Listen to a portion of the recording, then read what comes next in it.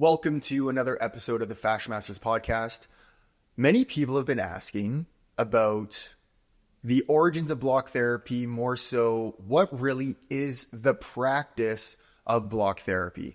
And of course, Deanna and I are doing this podcast together. Deanna is the founder of Fluid Isometrics and Block Therapy. I'm the VP of Block Therapy, and we've been working together for, I think 11 years now, going on 11 if not. So it's a really important conversation because it's cool to understand, how did this even develop? Like, why, like, is this something you thought of? Is this something that you were crafting, or was it more of an intuitive thing that flowed out of you? So there's a lot of cool questions that we're going to ask and a lot of cool information about how block therapy started, but also like the benefits. Why is it actually working? Why are so many people in our community getting these phenomenal results from this innovative fascia decompression technique? So let's start off with the very first question. How did block therapy come to be? Great question, Quinn. And I just love having these conversations because, I mean, there is such a really exciting history around this whole topic. And I know I've shared many times about how this whole journey began for me in general with an anxiety attack about almost 25 years ago, struggling with anxiety, depression, chronic pain, 50 pounds overweight. You know, in this moment of panic and fear, I dived my hand into my abdomen. And in that moment, I encountered pain, but the pain brought me out of my crazy thinking. It brought me to the ground. So then the next thing I'm doing is I'm intuitively exploring in my abdomen, and I'm feeling what felt like scar tissue marbled throughout, even though I hadn't had any injury or surgery in that area. So I had this realization in this moment that no wonder when I'm working out like a fiend, you know, dieting, decreasing caloric intake compared to energy expenditure, I'm actually getting bigger. I'm not like, the rules of weight loss aren't applying to me. And I recognized that my abdomen was marbled with adhesion. So scar tissue and adhesion are essentially collagen, right? And collagen doesn't have any elasticity. It doesn't have any real life in it unless it's balanced with elastin. So in that moment, I was like, wow, okay, I've been missing something. So after 2 days of intuitively exploring with my hands in this tissue, major changes had already started taking place. I was already standing taller. My belly was flatter. I was calmer. Within 2 weeks, my chronic low back pain was going away. So this became my focus. First working on myself, then applying this work to my patients. Then for about a decade, I focused on working with clients as well as teaching other therapists what I call fluid isometrics. So along the way, I remember doing this live class. It was really quite comical too, because it was all women. And I think there was about 15 women, and I was doing this seminar to teach women how to do the work with their hands on their own bodies. So here we are. I've got topless women in there. It was just hilarious because we're on our back and we're working through the whole body, and they loved it. But there was a lot of challenges to have them continue with the work.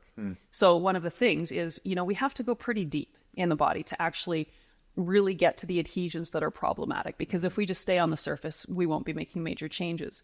And also, if people have issues with their hands, that in itself is a challenge. So there was a lot of things that were in the way of really teaching people how I learned this on myself. And it was when I was having a yoga class, a restorative yoga class in my apartment.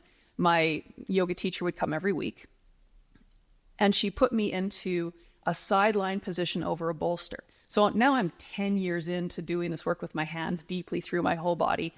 And she cautioned me to be careful because lying over the bolster in that sideline position gets really deep. And the bolster is essentially like a cushion, like a hard cushion. Yeah. And it's fairly large. So like it just where you're lying on it in your side waist and rotating.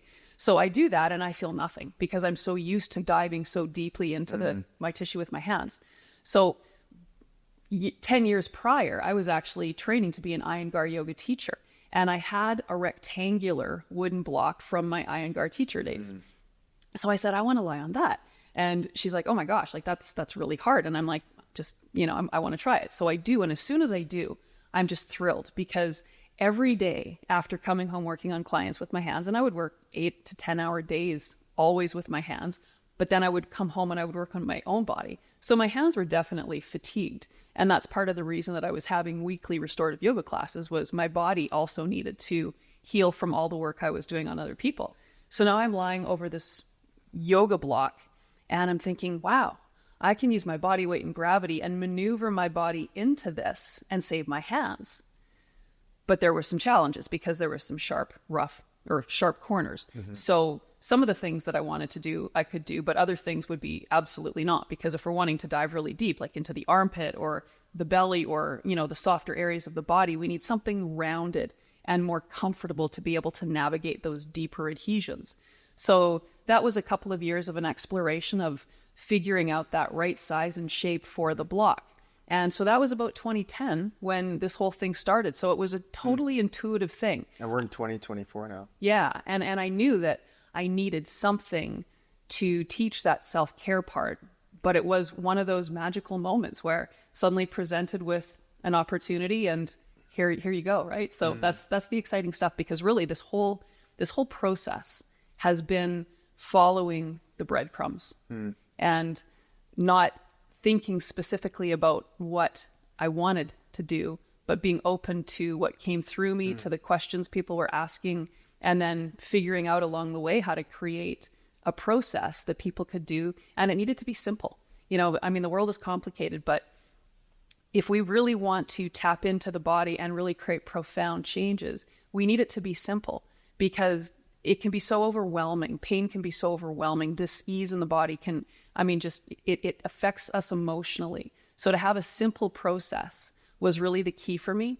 And I just opened myself up to that. And here we are.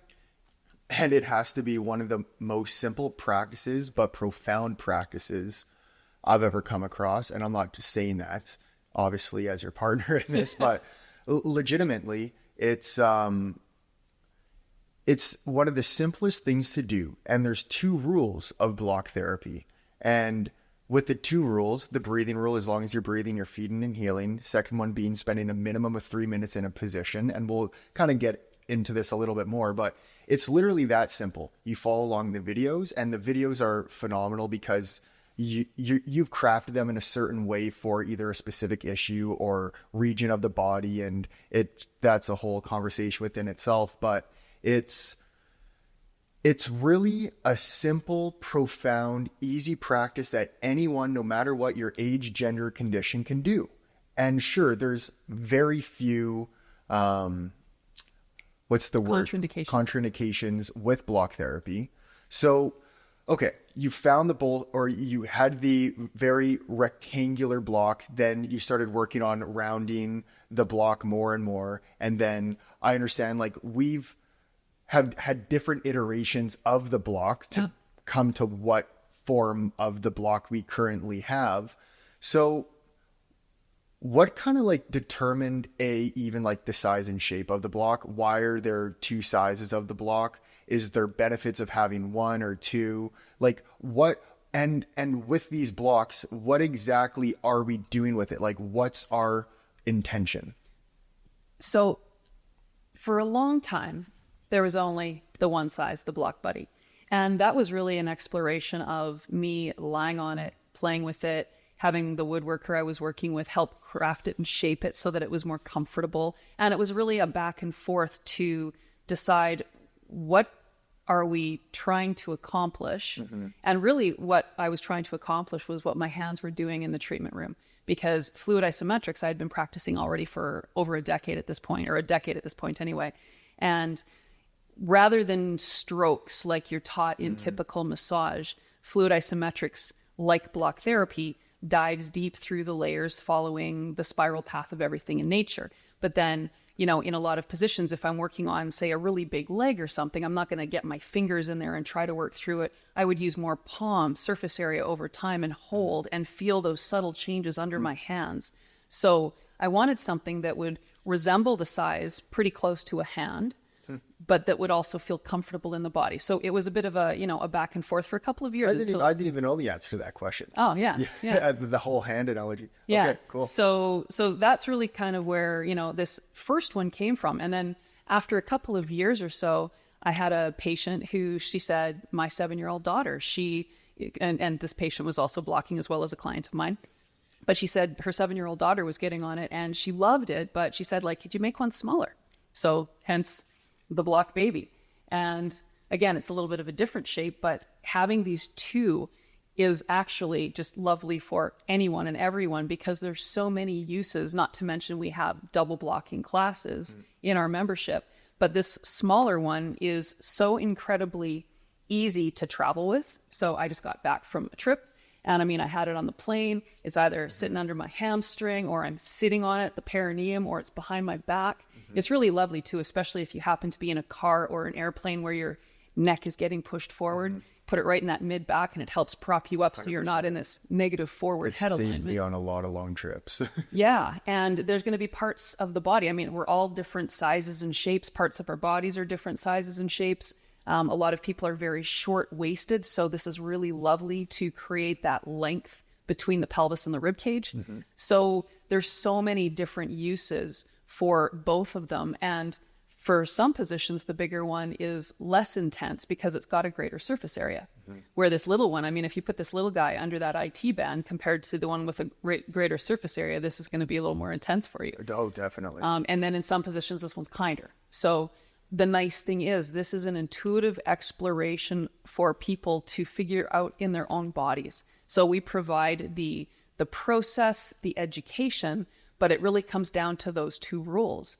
So we want to make sure that people are treating their bodies safely. Like we tend to force, people want to get results fast. So in our brain, especially if you're coming out of the athletic world or the fitness world, it's like the harder I work, the faster I'm going to get the results. Where it's a little bit of a reversal of that mindset. It's the more passive almost you can be, it becomes a persuasion, because when we're melting, if we force, the body's going to push back. Yeah. It's going if you have a hit somewhere, the collagen in the body is going to go and match that force as a counter. So we don't want to be causing the collagen to have to do that. We want to allow the tissue to open so we can melt and go deep. And then we can get to those deeper layers of adhesions, which is where the collagen migrates to. So I think we should maybe talk about collagen elastin right now a bit. Yeah, and I think just before we do that, just so that people really kind of get the visual of this, and we can even throw up. Maybe not that. We can vomit. We can vomit on the podcast.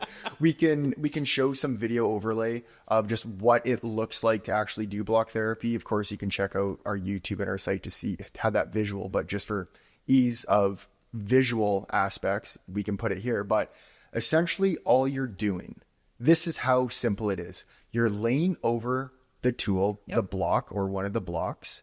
You spend a minimum of 3 minutes in a position as we instruct proper diaphragmatic breathing. Even on the Now, face. totally. And it's so important to understand the breath component. And you and I just finished reading the breath book by James Nestor. Yep. And it was incredible because it just reinforces all of this and also educates you. So the combination of the pressure and the proper diaphragmatic breath, we're able to create releases in the connective tissue, release the adhesion stored within the connective tissue. And that helps literally open up the gates of flow to improve blood and oxygen flow to cells, but to also help rid the waste from the cell out of the body. So it's really as simple as that. And I remember the moment, and it was probably, I don't know, a year or 2 years after I began this whole work.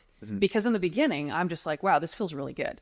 I'm going to do this to my patients. And I was seeing changes, but it really didn't click into my head what was happening.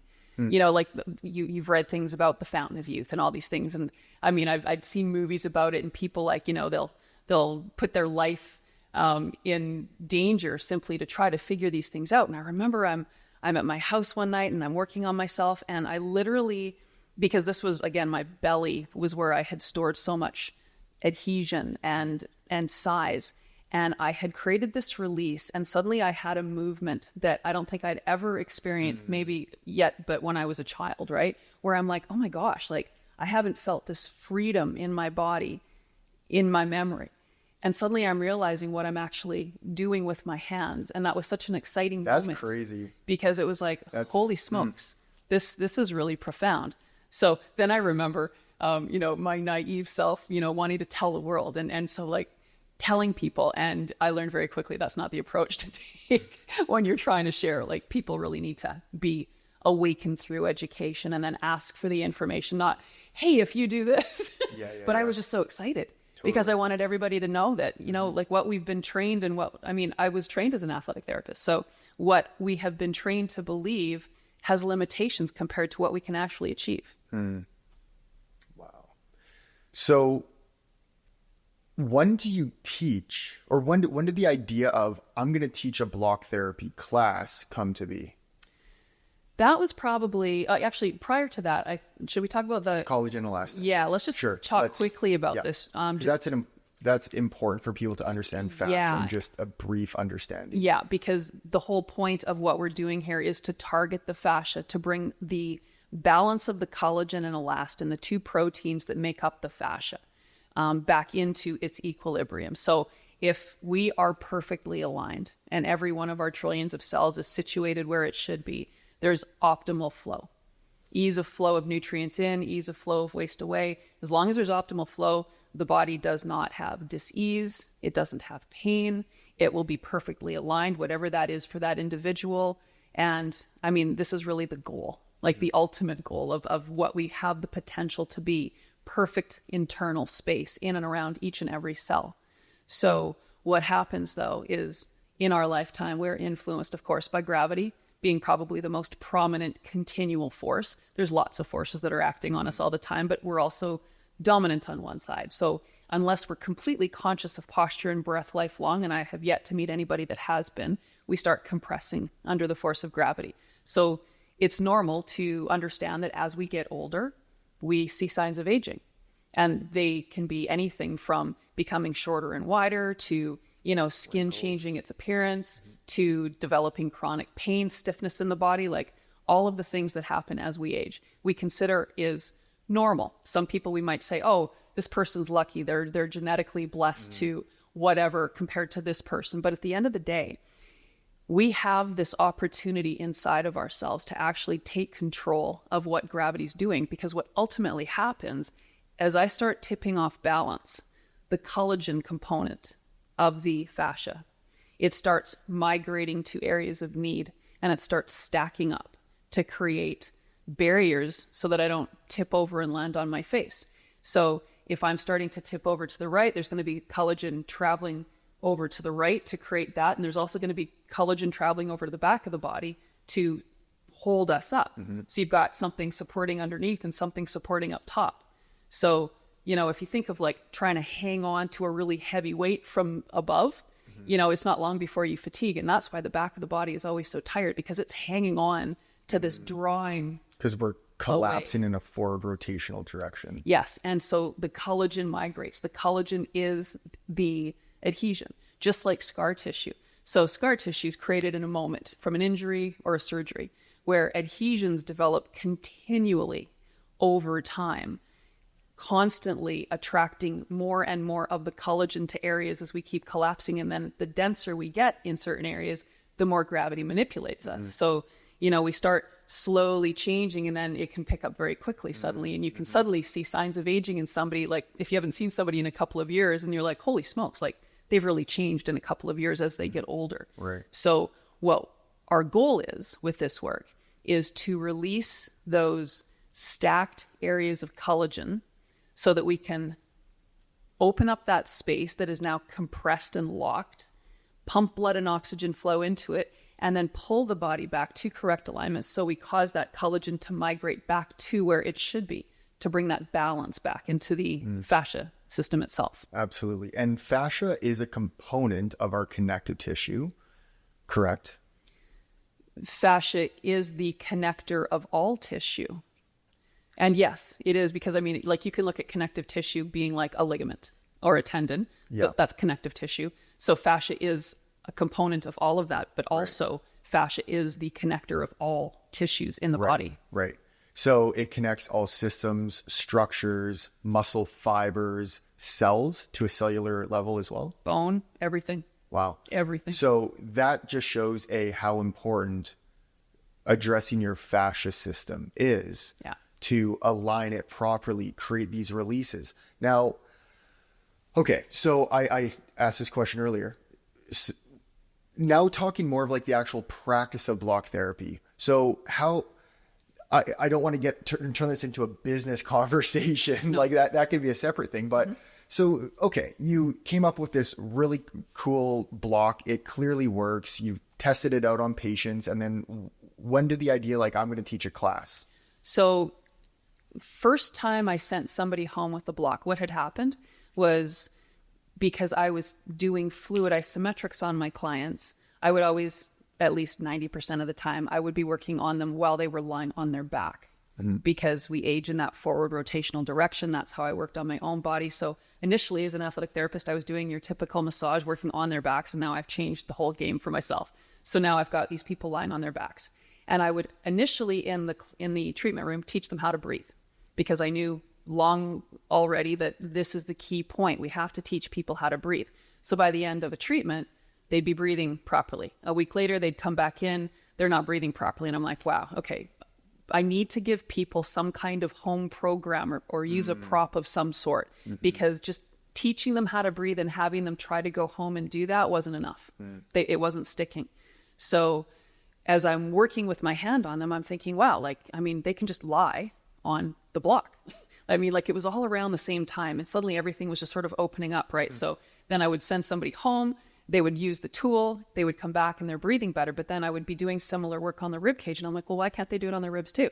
So then I would like kind of play with it a little bit. So for the first little while, it was just sending a patient home with some positions and them saying like, wow, like I feel really good. And I could tell the difference in their tissue quality when they came back, that they had been not just leaving with where they were when they left the week before, but they'd actually improved and more made progress through the week. So then I'm like, this is very exciting. So then I decided to have a class with 6 gentlemen, your father included was one of them, as is our other business partner.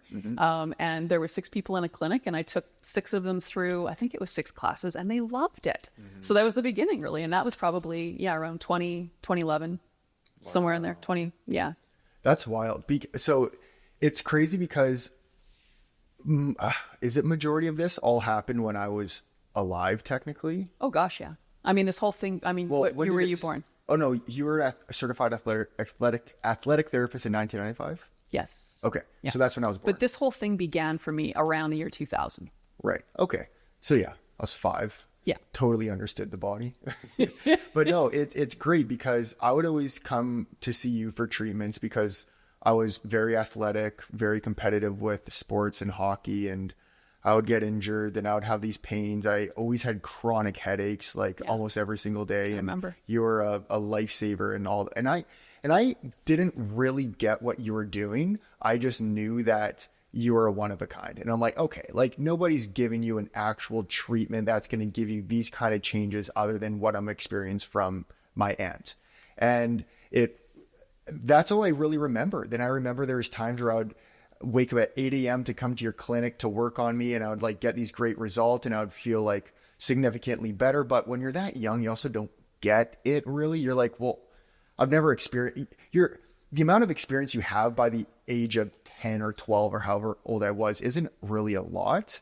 So I'm like, okay, well, whatever she's doing, it's like make me feel better, but I didn't understand what you're doing. And then that's when, fast forwarding to when I was 18 and I was going into university, long story short, dropped out to work with you. I love this story. Like that's going to have to be a whole other, we should talk, this should be like the practice, and we should do it on like the business and just like, That's fun, yeah. That'd be fun. Just like how this came together from obviously a corporate or business perspective. So anyways, then you're like, well, why don't you like work with me? I'm going to be like starting up block therapy and you can be an instructor and do this and that. And I'm like, okay.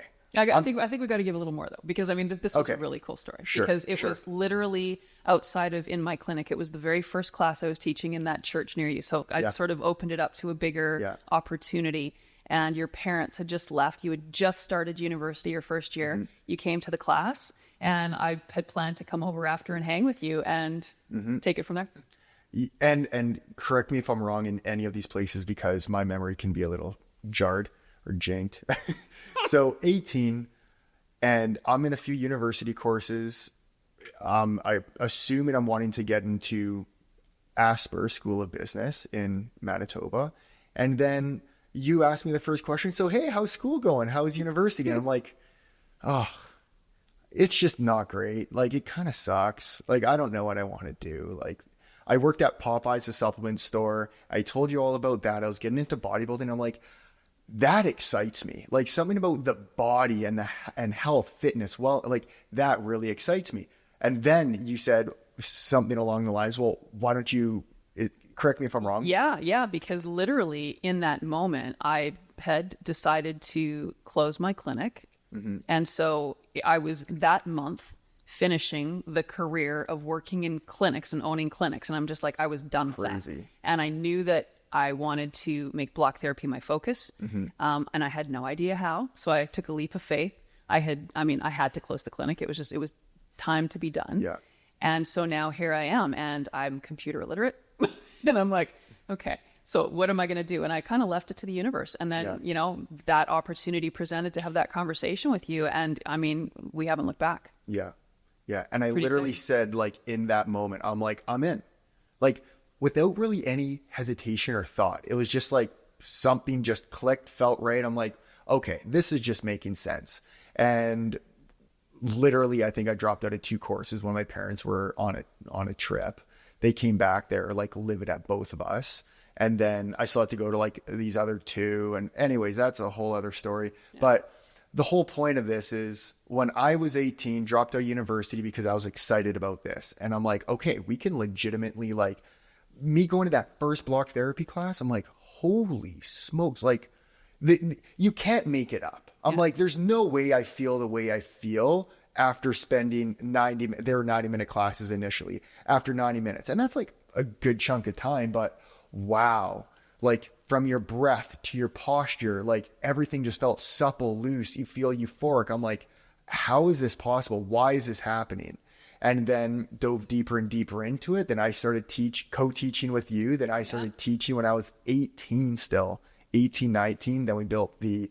And I remember, because this was a real thing for me. I had people all along telling me, you will never be able to get this practice out into the world because you're unique. And I'm like, I'm not that unique. This can be taught. I mean, yeah, I was unique in that I allowed something to come through me, but it doesn't mean that I'm the only one that can do this, right? Mm. And yet people really tried to stifle the ability for us, or for me, to be able to have the global vision that I had. And I remember being at your first live class that you taught alone. Mm-hmm. And I was just so incredibly proud.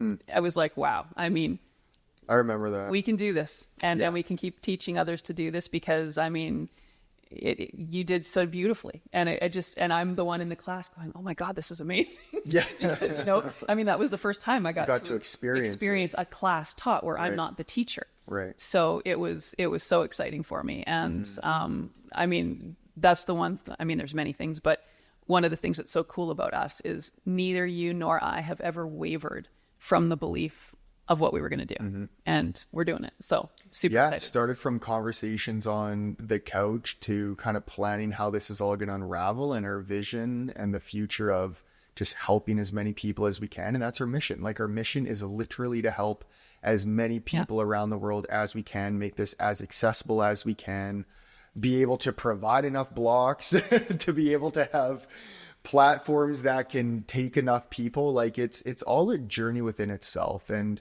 there's been way more struggles than wins by a landslide. But when you see these powerful wins coming into play, it's all worth it. And it's like, oh my God, it's actually like coming together. This is crazy. Neat though. Suddenly this has become a business conversation, I'm recognizing, but interesting how really those struggles though, the answers came, like, if we had a goal where this is what we're going to do. And that was a thing too. I mean, people would say, what's your 5-year business plan? I'm like, I don't know. Like, how am I supposed to? I was actually going to mention that, because when you were talking about that earlier, you're like, I was just allowing the universe to kind of bring the opportunities, connect me to the right people. I'm like, that's exactly it. And I think that's the only approach that you could possibly take, because writing a business plan makes absolutely no sense. Well, no sense, especially when you're that young in the business. As well, when you know what this can actually do. I mean, with marketing, we've learned you've got to get really specific if you want to market well. And it's like, well, how do we get really specific with something that that helps everything. And I mean, I say that only because it addresses the fascia, and the fascia connects everything. So then it's going to benefit everything. Whether we're talking like size and shape, cellulite, chronic pain, dis-ease, emotional issues, like it benefits all of it. So where do you start? Yeah, it's a really good point. Do you want to start with like athletes? Do you want to start with kids, with older people, with men, women, like, pick something, right? And that got to be really challenging. And it was like, I can't, because if I decide I'm going to start here, and I mean, there's been moments when we've like decided to put a program together with a focus, obviously, because you have to. But if I made it that this is going to be strictly marketed for this, then you miss all of the beautiful opportunities where somebody says, well, wait a second, I was doing it here. And what about this over here? And then, so when you start really listening to what people are asking for and then providing the information around that, that was really where, following that very convoluted path, I feel is actually the straightest line. Because if we followed a straight line, we would have been back. We would not be where we are today, I don't think. Yeah. I think every company obviously is going to go through a ridiculous amount of struggles to get to whatever point you're at in this moment. Yeah. And we went through so many, because it's not like you and I just knew what we were doing. Like we had sure, you did from like block therapy, the practice perspective, but from the business perspective, I'm like, what are we doing? I know. So we're making stuff up. Yeah. Pretty much. So we ended up getting to a point where we are now, which is nowhere close to the end. This still feels like the beginning, but it's all just really exciting stuff. So now to pull this back into the more of the practice. So when we were teaching these block therapy classes, there's 3 classes. There's the core and rib class, pelvis, legs, and feet class, head, neck, and arms class. Those are the 3 classes available. And those are the 3 classes available for a very, very long time. Yeah. Like it really was. It seemed like at least like nearly 5 years probably. Yeah, I'd say. Until we started opening up to the idea of Facebook Live classes, because Facebook Live became a thing. Then we got a little more creative. It was when we got you into the apartment so that we actually had space, because you were living at home. I was living in a 1-bedroom apartment. Yeah. And so we didn't have any kind of, set or look anything. half decent. Yeah. So I think that was probably, how old were you then when you moved into that space? 22. Okay. So 4 years after. 4 years after we began that. And it was pretty much right away that we started figuring out how to do videos in a bigger capacity. Yeah. So again, trying to like stick with the practice more here. You mentioned like block therapy can help with a myriad of issues. And it's just like, it's not you just saying that. It's you saying that based off of what other people's successes have been. Yeah. Saying, oh, like this is the first time I've actually felt long-lasting relief in my low back or my neck or my plantar fasciitis or my whatever it is. I'm literally changing my size and shape. I feel younger. I look like all these things, or varicose veins, cellulite. Like there's all these different things we can mention. And then everybody would come back and say, well, this is just too good to be true. And I'm like, okay, I do get that perspective for sure. Like it does sound like it's too good to be true. And we're not saying this is the say all be all of everything, but I would confidently say it will complement nearly, I'm not saying all, nearly anything. And that's a really cool thing, because it's like saying nutrition can help complement nearly anything. Like I'm not going to disagree with that necessarily. I've seen nutrition has helped with a lot of things, but also proper nutrition, but also doing this work we have seen has helped so many different issues that you and I wouldn't have even thought of, or at least and myself. That comes down to why the tools are made with what they're made from. So that's a good question. So why it was initially made from cedar? Yeah. Why cedar? Because the gentleman that was helping us create the size and shape, that was the wood that we kind of used, and cedar has beautiful properties. So cedar was lovely. Sauna. Oh yeah. I mean, I love the cedar blocks, but there was a lot of challenges with the cedar as we grew. So, I mean, cedar in the beginning period was beautiful. The smell, it's a healing wood. it's self-cleaning. It was absolutely beautiful. But as we started to expand and grow, and then cedar prices started getting crazy because, I mean, there was problems. And right? then the supply. would crack. And Yeah, like this is a solid hunk of wood. it was a solid hunk of wood. And so anyway, but the reason that we made them from wood, though, was because it needed to be similar in density to bone and also organic. It needs to be alive. It can't be plastic. Totally. Yeah. So it started with cedar. Beautiful, beautiful. Then we went to how can we sustain growth and make sure we can supply these to the world. And mitigate cracking. And also, I didn't really feel good about cutting trees down. We want a renewable something. So bamboo became the next opportunity for us. And I mean, like this grass grows so fast. I mean, you can't cut it fast enough almost. Yeah. And then we had, our engineer Nia found a wonderful company in China, in Shanghai, to make the bamboo blocks. And it was like, okay, now my headache of how are we going to grow was taken away, but just for a moment, because then suddenly the supply chain issues started happening. The shipping problems started happening. So that was a scary moment in time as well, because now you pay a lot of money to get all of these developed and created, and then you don't know if you can actually get them because, that was COVID time. So suddenly the ports were closed and it's like, okay, we're running low, but we don't know when we can get these. I remember once we airshipped 1,000. Oh my gosh, that was expensive. Or it's like 4,000 or something. Was it only 1,000? We airshipped 1,000 blocks, and it cost. I don't even say that number stings so much because I thought that was 4,000 blocks. No, not at all. Oh my God. So anyway, as we kept going forward, it's like, okay, we need something that we have control over, because I was waking up stressed out of my mind. But again, it still had to be made from the right material. And so this is 2 summers ago. And I truly, truly feel God is watching over us, because whenever we have hit a wall with something, the universe presents us another opportunity.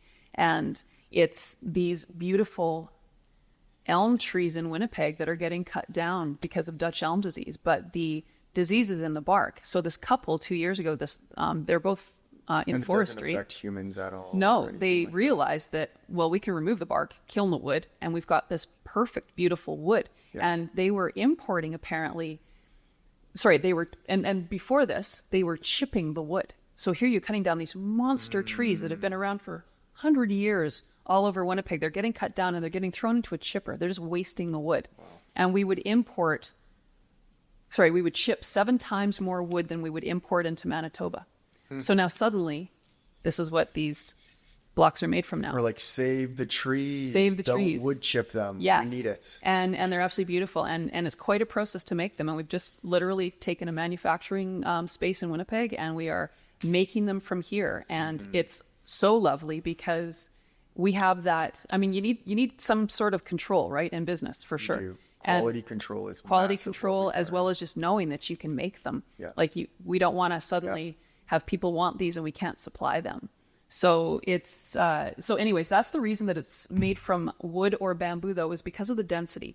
Because fascia, those adhesions, that collagen, as it migrates, it will grip onto anything in its pathway, but ultimately to bone, to create that stability, to stop us from tipping over. 2,000 pound per square inch magnetic seal onto bone. So just imagine that force. I mean, it's hard to even wrap your brain around, right? Really, you've been sitting for decades in front of your computer, slumped over. So we always talk about the first pillar of block therapy is creating space. So if you feel when you're sitting up tall where your rib cage is and where your ASIS, the top of your pelvis is, we should have a certain amount of space here. But if we compress and we're sitting in front of the computer or just sitting all hunched over, we decrease that space. And so over time, that actually magnetically seals itself. So to say, okay, I want to sit up and have that optimal space that I have, you might be able to do it for a moment where you're pulling yourself up, but you're going to get pulled right back 100%. down. And I bet you nearly everybody will feel that right now when they do that, because that's what I felt too. And it's not until you release that, do a core and ribs class or whatever block therapy class you're doing, you're like, okay, this is just odd. Like, why am I just sitting up straight and I'm not having to like force myself in this alignment. So then that's where you said this is effortless effort, and you're just, which is a yoga term. Yeah. So I'm like, that's exactly what it feels like. I am literally just like sitting here without any effort, and I'm upright. Like, this is super bizarre because I was always forwards. And the number of people that say they have to, as soon as they get into the car, they have to change the mirror. Yeah. I mean, that's such a common taller. thing. Yeah. They're sitting taller. Yeah. And then the key for this, though, and that's why we always start with the practice in the core and the ribs, is because we need to train proper diaphragmatic breathing. That's really, of all the 3 pillars, the whole focus is to get to the full conscious breath. If we always had a full conscious breath from the beginning until the time that we die, I believe truly we would go through time without actually going through any kind of aging until we expire. Because the full exhalation, that's that counterforce to gravity. And as long as that muscle is pumping oxygen to every one of our trillions of cells and removing the waste away from all of the tissue in the body, we have optimal space for optimal flow. And aging really results from compression. So what we're doing is we're decompressing the fascia. We're going in the opposite direction to what time has done. So if we never had to, if we never allowed the body to compress, then what would aging ever even be? So this is the fun part about it. That's an interesting question. I haven't thought of it like that. I mean, this group of people that are going through this process for the first time, like we're the test, the guinea pigs, right? For this whole thing as to what is possible. And I love it because Walter Kells, like he's the gentleman that the gentleman from Dublin that we were talking about with his father, with the work between his toes. His father's 102. He keeps sending me Facebook messages, messages. I can't even talk right now. Yeah. Messages. I'm thinking messenger and messaging. Yeah. Got weird in my brain. And his father continues to improve. He never thought he'd get out of a chair. He's walking around the house. He goes to the doctor. The doctors are blown away by what's going on. Like his whole body is just changing, as is Walter's. So, I mean, that's the neat part. You can start when you're already a senior. In your later years. Later years. And you can start turning back the clock. Walter a couple times has done that hair health class that we have in our membership, and he's blown away. He's like, man, I got an afro now. Like he's just so excited with everything. Oh, I couldn't believe in his before and after photos how much his hair changed, his head shape changed. Yeah. Literally looked different. Oh yeah, those are things where it just reinforces this. Yeah. I'm like, oh my God, like that just happened. And I'm a lot of the time in the back end, so I'm working on certain things, and I'm not on the front line a lot of the time to see all of these cool things, but when I get to see them, it's just absolutely mind-boggling. And that's legitimately happening. And now Walter, whether he's whatever age he is, but it's just incredible to see that change. So it just gives so many people hope, because no matter what age you are or what condition you have, I remember asking you this question. I'm like, can you reverse anything that we've done negatively to the body? And you told me that you believe that every cell, this is what you told me when I was young, every cell in the body has the capability to go back to its original state. As long as it hasn't been surgically altered. Yes. Right. Yeah. Right. Yeah. I fully believe it. So even as like, whether you 100% still stand by that statement or not, it was just a really cool thing to hear. It's the potential, right? And that's the cool part. As long as we haven't been surgically altered, we have the potential to pull every cell back to its correct alignment if we apply the 3 pillars. So the first pillar is the creating space, the putting the space back. And that's accomplished lying on the tool, spending that minimum of 3 minutes, which needs the second pillar, inflating the space, to work, because they work together. And you already mentioned that. The combination of the proper diaphragmatic breath, the diaphragm's the body's furnace or the engine, turning it on creates heat throughout the body. Combining that with blocking in a position for a minimum of 3 minutes, which also creates heat on the external part. We start heating internally and externally in the body, and it becomes very efficient at melting. So those 2 pillars are tied together in how they work, with the goal of inflating that space that we've now opened and created. But then from there, the third pillar. We don't want to just allow ourselves to say, okay, so I've done all this great work, so I'm just going to go back into a slumped posture and, fall into those negative patterns of movement that I've pulled myself into. We now want to repattern the fascia, and we want to understand how to use the body as it's meant to be used. And so if you are playing, if you're an athlete and playing a rotational sport like golfing or tennis or something, understanding how that's adding up over time in your body. And here's a process that you can undo the damage. You can bring that body back into balance through these simple steps. Strengthening the body in the counter-rotational direction, creating more balance in your body, because you and I have said this a lot. We don't want people to stop doing what they love. And that's even something like, I was bodybuilding for many, many, many, many years, competed 8 times. And that's damaging to the body. Yeah. I really wanted to do it. My ego told me to keep doing it. And I genuinely enjoyed it. But this was allowing me to still do it while feeling healthy, being relatively pain-free. Sure, you're sore after this and that, but it was like I was doing it from my understanding in that time from the healthiest state. Yeah. So I think the point being is we want people to do what they love to do, but let's just try to do it the healthiest way possible so that that's even going to sustain you to do whatever you're doing for a longer period of time. I mean, my dad, your grandfather, he was a phenomenal golfer. Both your grandfathers actually were, but my father was as well until he wasn't, because his back seemed we talked about how in another podcast, how he would always lie on the couch and one way his body got so twisted that eventually his game was no longer fun for him because he couldn't play like he had before. So that's just it.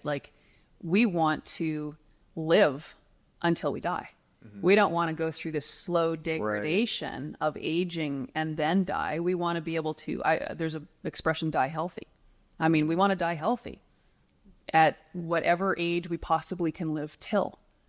I would rather die 5 years earlier healthy than go through some degenerative journey of 100%. Losing my abilities. And 100%. So that's the goal here is to give people a system that's simple, that they can continue to do lifelong, that will continue to give lifelong benefit. And staying on that third pillar, so it's the combination of understanding proper posture throughout the day, becoming conscious of your habits. What are you doing throughout the day? Such as if you're working at a desk for 8 hours a day, or you slumped over, okay, we'll start moving around a little bit more. Start understanding proper posture. Get up and go for a walk every 20, 30 minutes. That's so important. So your body isn't just starting to get rock hard solid in that forward direction. Then you could talk about how you sit on a couch. If you're always on one side, leaned over to one side, okay, well, let's start bringing balance and do that to the other side. Start understanding just proper alignment. And by proper alignment, we mean that neutral alignment within the body. And again, because that comes back again to the second pillar of the breath. Because if we're not in that proper alignment, we don't have that ability for that plate of muscle 100%. to move up and down fully and completely. 100%. And that was so reinforced in the breath book too. I just loved it. He's your breath dictates your posture, and your posture dictates your breath. And I'm like, that is such a true statement, because you can't be accessing your diaphragm fully, or at least being conscious of it, if you're in a completely slouched, unconscious alignment. As soon as you start bringing awareness to it, your whole rib cage starts to lift, and you're expanding your entire belly rib cage with that inhalation getting smaller. It's just this fluid, continual movement and motion. And that's a really similar statement to function creates form, form creates function.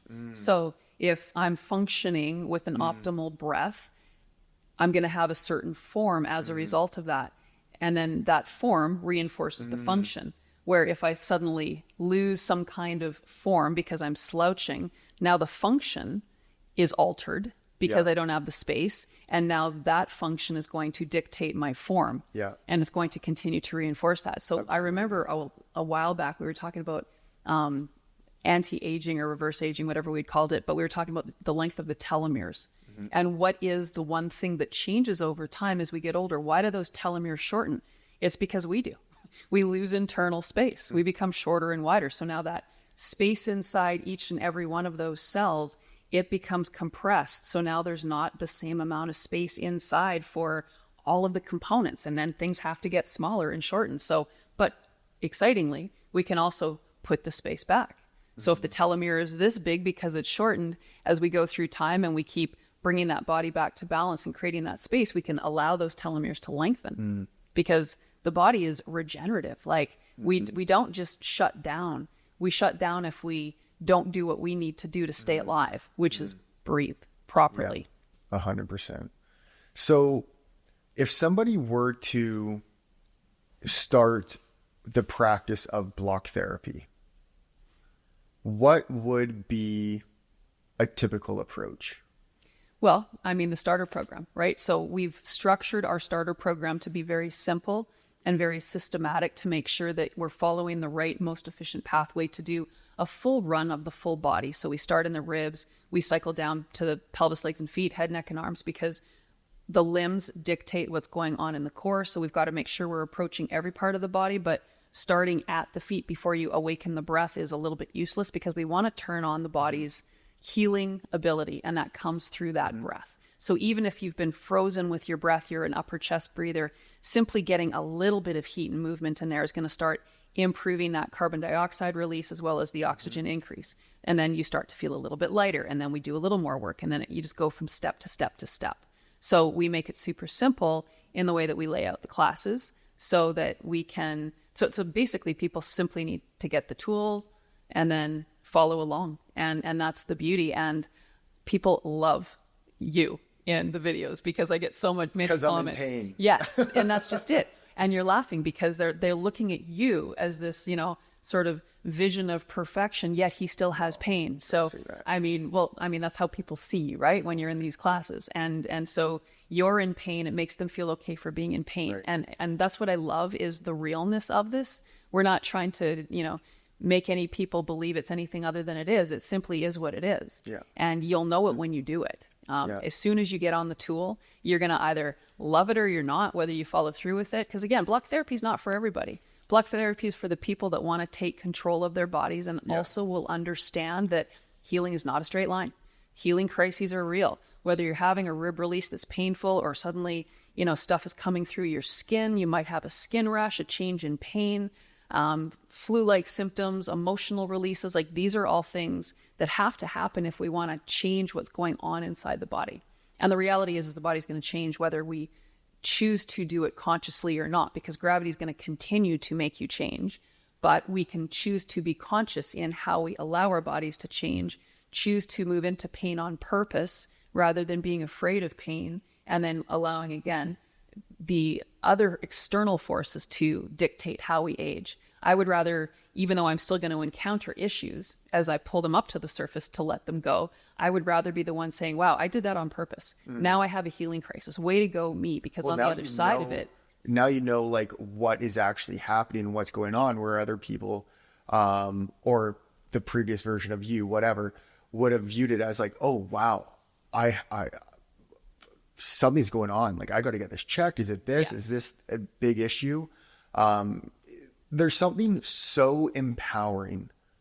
And I remember something clicked in my brain after maybe a couple years of doing block therapy, but I'm like, and maybe you said this to me initially, but I'm like, I don't really feel scared of anything to happen within my body. I just feel in control. Yeah. If there's an issue or something happens, you almost view it as a bit of a challenge rather than being fearful of it. You're like, okay, take it, bring it on. Like, let's go. Let's see what I can do. So that's something that is so cool about doing this. And you're right. Not everybody's going to want to hold themselves accountable at times and intentionally search for pain. Yeah. But when you do, and you start developing this into a daily routine, or at least doing it a few times a week, you ask the questions, why not? Like, why wouldn't I? Because it's just benefiting and complementing everything. Like, people have noticed that brain fog has started to lift. Why? Well, because we're ridding inflammation from the brain. Like, we're opening up the channels of flow. Well, like, all of these things come up and we're like, this is really cool. Like I don't legitimately know the answer in a very scientifically way why this is all working so well, but from a generic understanding of just flow and how the body is supposed to be performing, then it makes sense. And I think the human body has been, it's been too overcomplicated. And that's what I think people really appreciate with how you teach this and share this, is you make it super simple. You speak in analogies, because you can go see a professional and I don't understand what's going on. I don't understand the terminology. Yeah. But here it's like you can explain it in analogies and it's like, oh, okay, that legitimately makes sense. And I'm feeling that. Like I'm actually feeling that. And you're in control of it. You want to get deeper with the block, you get deeper with the block. And that's what was another really cool thing. I remember, and we probably talked about this on a podcast before, but you were giving me a treatment and it was really painful. And I'm like, okay, D, you have to ease off here. And I can take a good amount of pain. You've done some pretty ridiculous things. And I'm like, D, you have to ease off here. You're like, okay, how about this? I'll ease off, but you just put as much effort as you want into my hands or into my foot or whatever I was doing. Within 30 seconds, I'm inflicting the exact same amount of pain, but you just swapped roles where it's like, okay, now I'm the one in control looking for it rather than you are the one intentionally providing that pain or pulling that pain up to the surface. So that's what I think is really cool. And hey, do I like going for a massage or getting a treatment, or I'll use the word pampered. I don't use that word a lot, but yeah, like it's nice. But on a day-to-day self-care basis, this is by far, again, I don't want this to sound like a sales pitch. I hate if I'm doing that, but it's the one thing that just works. Well, and I think one of the big differences from conventional understanding to what we're sharing with fascia is, for so long, I think people looked at what was going on inside the cell as being what we needed to focus on for health. So if you're looking at the physiology and, this liver cell or this heart cell or this over here cell or whatever, where with fascia, we look at the container. So I care less about what's going on inside the cell, because I know that if that cell has the space, it's going to do its job. If the cell doesn't have the space, it's stressed, and there could be any number of, again, if you watch The Life of a Cell by David Belinsky, that 3-minute video, and you see all that happens, it's a universe of activity inside every one of our trillions of cells. So if it's being squished, any number of things can go wrong. So when you're trying to figure out, okay, well, what's the exact thing that's not working inside that cell? Just take off the pressure and put that space back in. The body knows what to do with itself. Yeah. The body knows the score. It knows how to heal. We just have to give the body the tools to heal. Yeah. And that's by understanding the fascia, because that's the container of every cell is interconnected through that cell membrane. It's like, in the space that we're sitting in right now, if it's minus 30 and the window breaks and we don't have an ability to cover it up or heat ourselves, we could die in here. And it's not because everything inside the cell isn't the same and we can still function. It's because the window broke. So same with the eggshell. If the eggshell breaks, you can't get that yolk and everything and push it back in there and make it all okay again. The container has broken. Where when we have containers that break, because we're human, we can regenerate and heal. And that's the beauty of this. So I don't ever really focus on the physiology, the chemistry, because to me, that's kind of irrelevant when we're looking at health. As long as we focus on the space and the breath, then the body will do the rest. It knows if there's something lacking over here. It knows that, yes, of course, if we're lacking in minerals and other things, we need to be conscious of those things, but the body will let us know. So to me, the container is the biggest key into keeping the body healthy. Well, I just, as soon as you were talking about that, it just brings me back to, and I don't want to get onto a whole spiel about meditating in Joe Dispenza, but how is it that he can bring people into a 4 or 7 day retreat and they're healing from ailments that you couldn't even imagine? Like, people are blind, but now they can see. That's literally a testimonial. Yeah. People were deaf, but then they could hear. From all other diseases and issues within like everything you could pretty much think of. He even said Parkinson's. It's like, how does that, like, that is the power of the mind. That's not taken in the certain minerals and this and that. Like, you're on a trip doing this retreat. Like, you know what I mean? Like, it was all through the power of the mind. So now imagine if you do that plus doing a physical component of releasing the connective tissue plus the breath, sure, adding in proper nutrition, some activity, that it's like, it's not rocket science is what I'm trying to get at. It's just things have been overcomplicated and it just keeps you guessing. Well, we keep looking at the body and its parts. And that to me is the real issue with the conventional approach is you can't fix a liver without understanding how the liver is impacting the heart and the stomach and the gallbladder and it all works together, right? So when we're just focused on, and we've got specialists that are focused on like one organ, and they might know everything that there is to know about that organ, but how does it relate to everything else if they're just focused on the organ? It would be like me, trying to understand what's going on with somebody inside their brain by just talking to them, but not understanding their whole world. Right. Like the relationships, their job, their religion, their home life. I mean, like everything, right? Like their environment in general. And that's, again, that terrain theory. Like we are this whole beautiful thing that we were born into. It's an ecosystem in and of itself. And we have to look after the whole system. And that's the fascia. So when you look at the fascia and you provide for the fascia what it needs, which is heat, breath, and balance. That's kind of it, right? And that's creating space, inflating space, and maintaining space right there. Yeah. Heat, breath, and balance. Heat, breath, and balance. Love that. Add in some pressure in there too. Well, that's how you get the heat. Got you. I see what you did there. Well, is there anything else that you would like to share about? I know we kind of, and that's just something that's so fun about doing these podcasts. It's like certain times we have like a structure of things like we need to knock off, but today was really fun. We could just kind of chat and just, okay, what is really block therapy? How did it actually come to be? Let's talk a little bit about the business because it's all connected. It's all part of the same thing. So other than what we've talked about, is there anything else that you would like to mention? Just that the most important thing is the practice. So if this interests you, we've got, with rolled up towels, so much information. And if you follow the videos with the practice, with a rolled up towel, it's going to give you a very good understanding of what fascia decompression is about.